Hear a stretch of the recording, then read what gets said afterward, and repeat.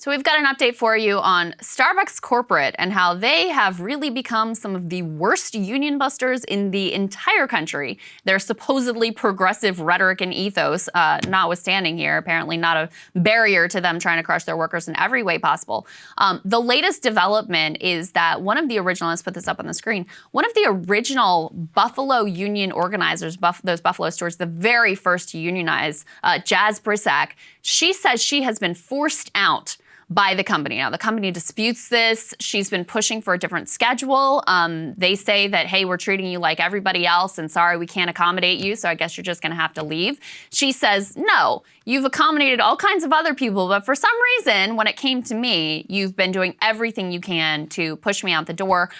This comes on the heels, I mean, Starbucks is under fire for firing a number of top union organizers across the country. The NLRB is already taking action against them in a number of those instances. So this would be far from the first case where Starbucks has been caught pushing out or outright firing labor union organizers. The other piece of this is equally sort of brazen and really astonishing. Let's go ahead and put this next piece up on the screen. Ken Klippenstein tweeting out a Reuters article here that says Starbucks announces new student loan repayment tools and a savings account program for all U.S. employees who are not union members.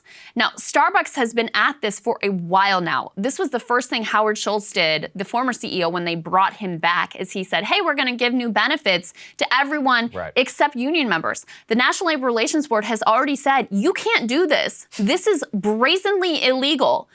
And yet they're still doing the same thing, just completely defying what the NLRB has said is illegal union busting tactics. Yeah, it's totally crazy. I think what the crazy part really is not just what happened to her, which, obviously it's clearly a retaliation move.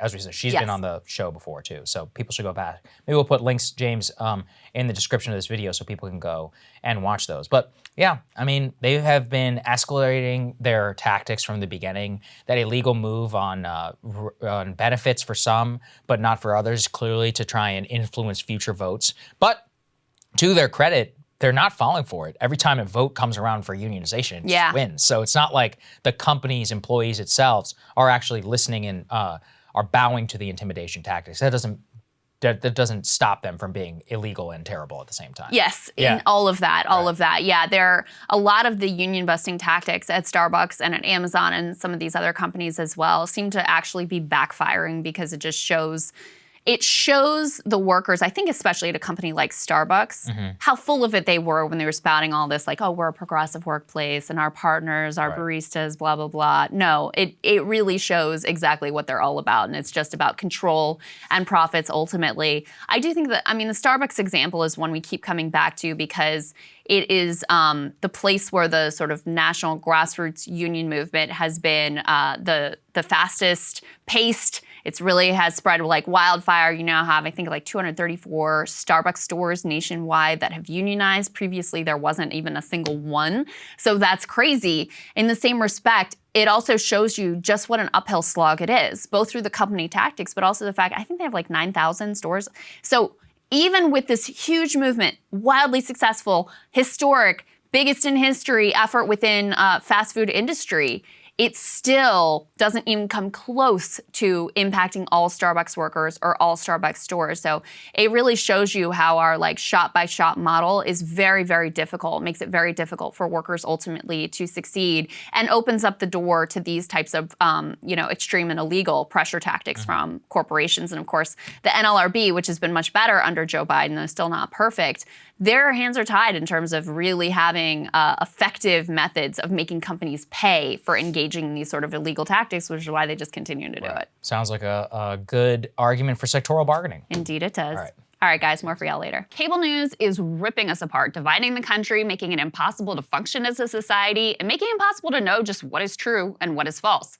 But the good news is they are failing and they know it. That is why we're building something new, a new mainstream, a healthier one, something more trustworthy, something that we are going to need in one of the most pivotal times in American history. We are building up here for the midterms, for the upcoming presidential election, but we need your help. So if you can help us out by becoming a premium member today at breakingpoints.com, we're trying to change America for the better and the entire world. So what are you waiting for, guys? Go to breakingpoints.com and sign up and help us build a new mainstream.